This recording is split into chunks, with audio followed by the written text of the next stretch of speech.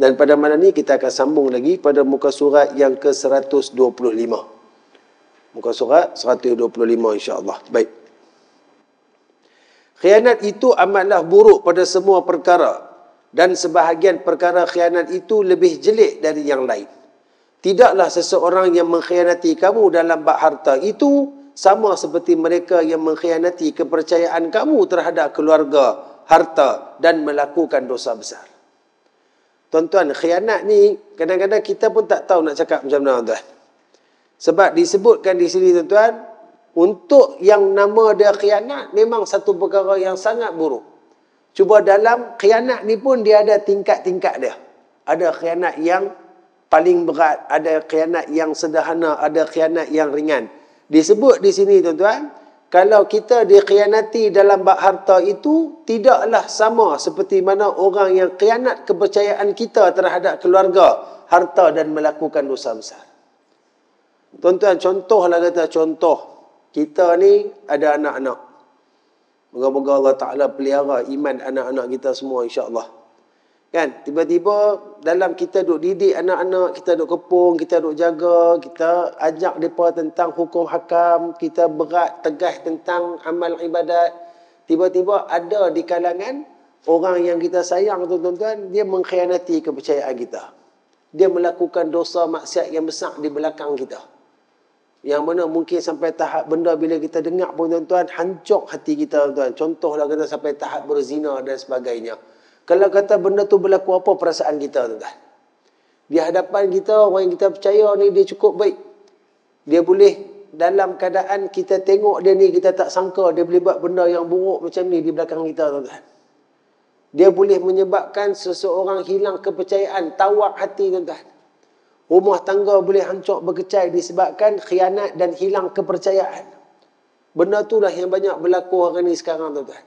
Ya, people make mistakes. Semua orang buat silap, betul.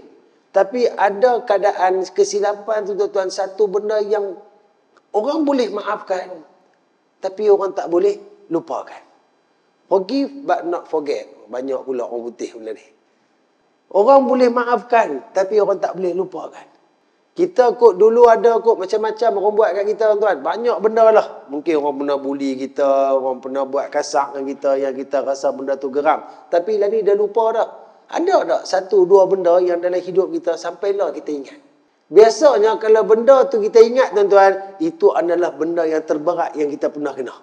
Yang kita rasa tahap, oh, habis dah aku tak ada percaya dah kat dia ni.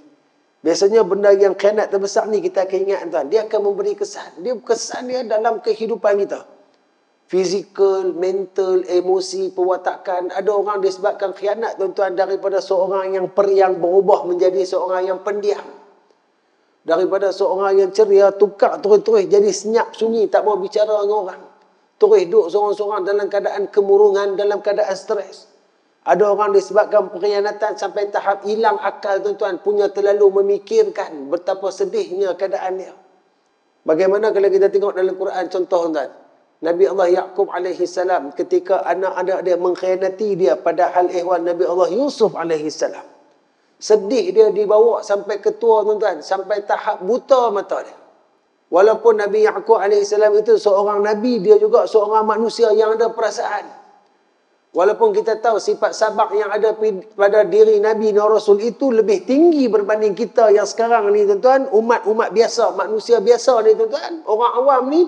Tapi nak habaq kata, kalau benda tu terlalu besar untuk kita, tuan-tuan, macam-macam perkara boleh berlaku. Apatah lagi melibatkan ahli keluarga kita. Melibatkan peribadi diri kita, tuan-tuan. Orang buka aib kita, orang buka buruk kita, menceritakan dan sebagainya. Sedangkan orang yang tahu tu orang yang kita percaya. Jadi khianat ni, tuan-tuan, dia memang kesan, efek dia terlalu besar. Tak kena cakap kemas. Tak kena boleh habaq, tuan-tuan. Tapi kalau terkena tambatan hidung sendiri, baru kita tahu, tuan-tuan. Sampai tahap kadang-kadang kalau boleh. Sebab tu yang kadang-kadang berlaku kisah sampai orang tahap bunuh diri. Sebab apa tak? Sebab mungkin terlalu malu, mungkin terlalu stres, mungkin dalam keadaan yang sangat tertekan. Sampai orang hilang kewarasan, hilang akal. Sebab tu perkara ni dilarang sungguh-sungguh oleh Allah dan juga baginda Nabi sallallahu alaihi wasallam.